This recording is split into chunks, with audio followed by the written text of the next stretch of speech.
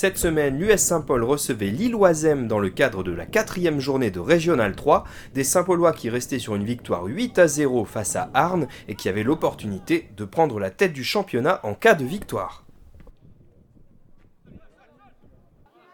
Dès le début de match, ce sont les locaux qui se mettent en évidence. Centre de Mehdi Billot et bonne remise en pivot en direction de Maxime Petit. Le capitaine ternésien tente sa chance de loin, le gardien la touche et la dévie sur son poteau. Maxime Labitte a bien suivi mais ça ne suffit pas. C'est capté par Jonathan d'Ingreville. À peine 5 minutes de jeu se sont écoulées au moment de cette très belle ouverture en direction d'Adrien Loyer. Il est accroché dans la surface par le capitaine de Oisem, Walid Ossimi, et pénalty pour l'USSP.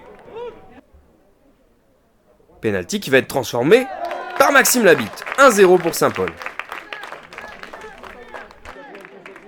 Ouverture du score très tôt dans le match donc pour l'USSP, mais la mauvaise nouvelle c'est la blessure d'Adrien Loyer qui est remplacé par Dylan Debuiche.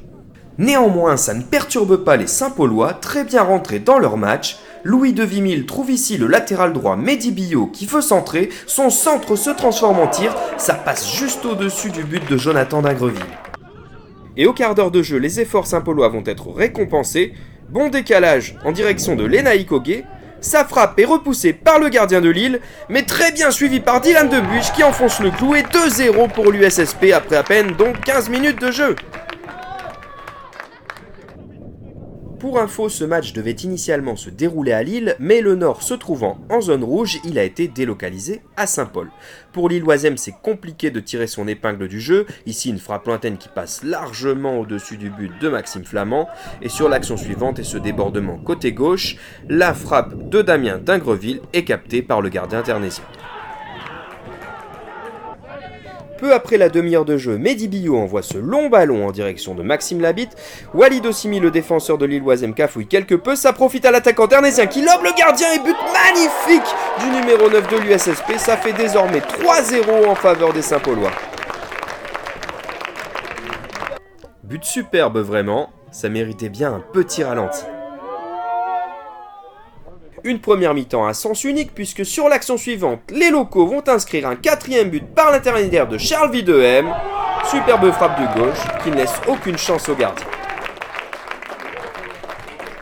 Et ça tourne au calvaire pour les visiteurs puisque ça continue avec Louis de Vimille qui déborde côté droit avec un peu de réussite. Il passe son défenseur Joafan Rubio, il centre. Le capitaine Walid Ossimi qui a bien du mal à se dégager. Maxime Labitte qui en profite pour inscrire un 5e but avant la mi-temps. 5-0 en faveur de l'USSP.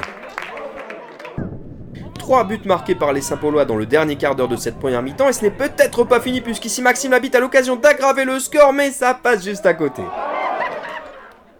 Et une dernière occasion juste avant la mi-temps sur ce corner repoussé par la défense en 2 temps.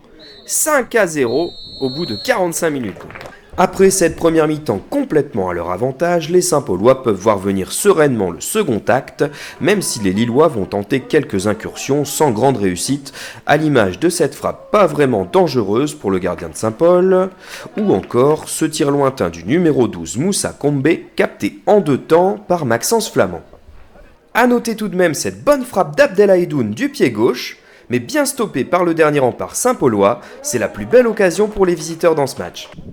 Mais ils vont être punis dans la foulée puisque sur cette mauvaise remise en entrée d'Hamza Chouabi, Maxime Labitte en profite, il n'en demandait pas tant et 4e but pour le numéro 9 Saint-Paulois, ça fait désormais 6-0 pour l'USSP. On assistera encore à une ou deux percées dans la défense ternésienne de la part de l'équipe de Lille-Oisem, mais sans véritable danger, à l'image de cette frappe bien captée par Maxence Flamand en 2 temps. Et l'arbitre siffle la fin du match sur le dégagement qui suit. Saint-Paul s'impose donc 6-0 et prend la tête de son championnat après 4 journées.